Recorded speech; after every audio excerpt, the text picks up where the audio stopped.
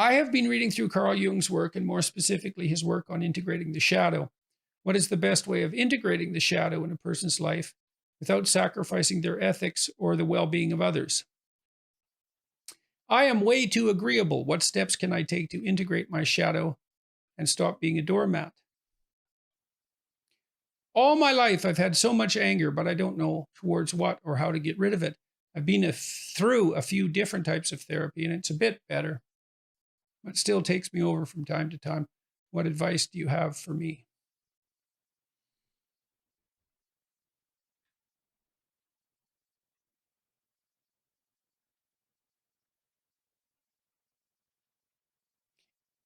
I don't think that there's a better pathway to the shadow, let's say, than resentment.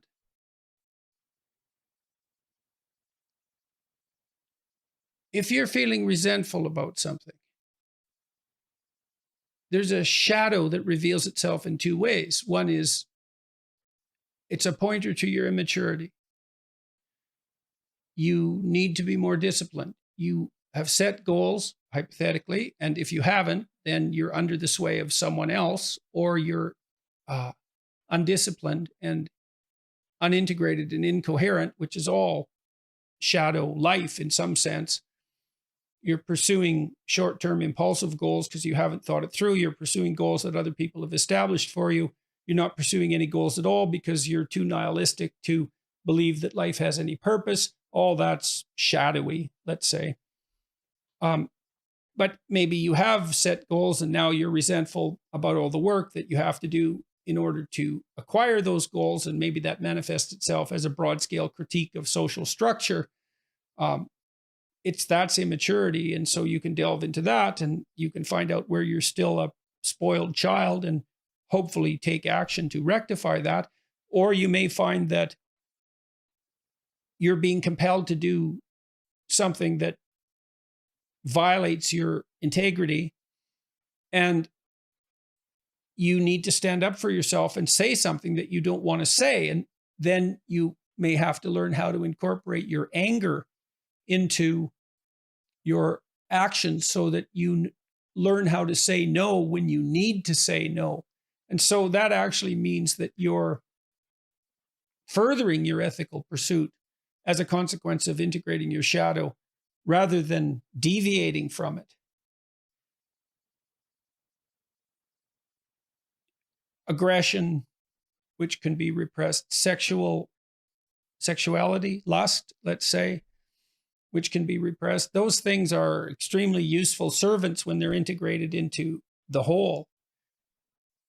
If you're without aggression and anger and incapable of it, that doesn't mean that you're on a good path and that anger knocks you off it. That can happen, but it's much more appropriate and sophisticated to note that the probability that you're going to pursue a higher good is magnified by your integration of all your emotional and motivational states, even the ones that can cause a tremendous amount of trouble when they're left to manifest themselves in isolation. You're way too agreeable. Well, I would say you could practice saying what you really believe, that you can take a vow to tell the truth. And that will make you much less agreeable. Agreeable people are perfectly willing to sacrifice what they know to be the case to maintain short-term social harmony. And it's not so much that they repress what they think, it's often that they don't even allow themselves to fully realize what they think. So commitment to the truth can make an agreeable person, will stop an agreeable person from being a doormat. I mean, if you're in a relationship and the person is irritating you with something they've done, you might be highly motivated not to say anything about it because you want to keep the peace. You don't want to upset them. You don't want the conflict. That's all characteristic of high agreeableness. But once you decide to tell the truth, then if you're annoyed, you don't get to hide it. You don't get to assume you're right. You don't get to grab the person by the shirt collar and say, look, I'm annoyed and you're wrong. you get to say, I'm irritated about this situation, and I need to think through that irritation to find out if I have a problem or if you have a problem, or if we both have a problem, or if it's a different problem altogether. But you can't hide the fact that the problem has made itself manifest. And so if you're agreeable and you tell the truth about your emotional state, that will propel you out of that agreeableness by necessity. So, with regards to anger, I don't know towards what or how to get rid of it. Well,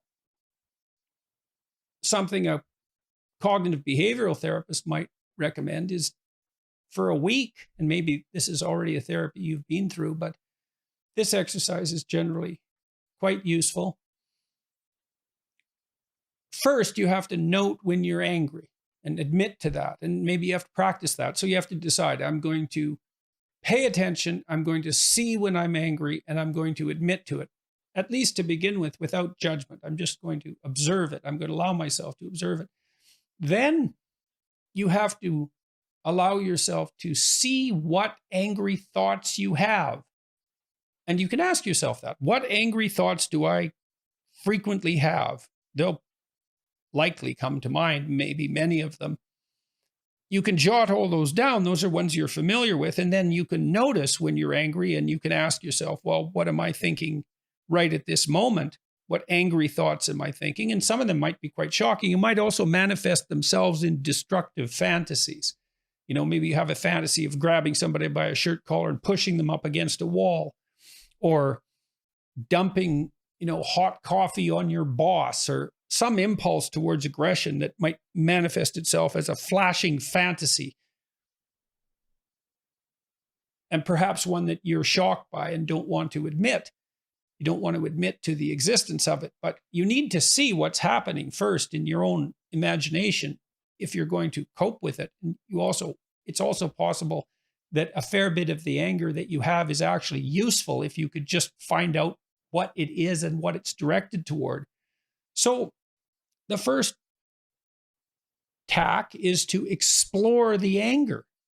What gives rise to it? What situations give rise to it? What people give rise to it? What are you doing when it happens? And what is the phenomenology of the anger? How does it make itself manifest in image, fantasy, and thought?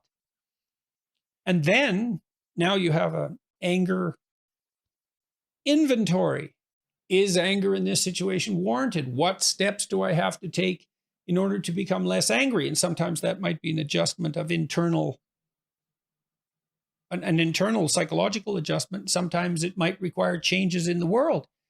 Maybe you're in a relationship that's oppressive, and you have been for a long time. And the way to fix that isn't to adjust your attitude, although it could be, but it might be that it's time to get out of the relationship. And so differentiation. When are you angry? What elicits it? Why are you angry? Who are you angry at? What are the nature of the angry thoughts? What are the nature of the angry fantasies? All of that. You have to get that out where you can see it. And you have to walk through it. And you can do that by yourself. You can do that while writing. You can produce counter thoughts. So if you're angry about something, you could outline the reasons why anger is not productive, or you could outline the reasons why it's productive and the reasons it's not productive for a full exploration of the issue. So then I would ask you too, if you're angry all the time, is, well, are you depressed? Have you been evaluated clinically? If this is a major problem, is it a manifestation of depression? Because anger is an underdiagnosed symptom of depression. Do you have well thought through goals and plans and strategies? All of that. That's a more comprehensive evaluation of your entire life. And maybe you have something to say or do that you're not saying or doing. It's highly probable. Most of us have that problem.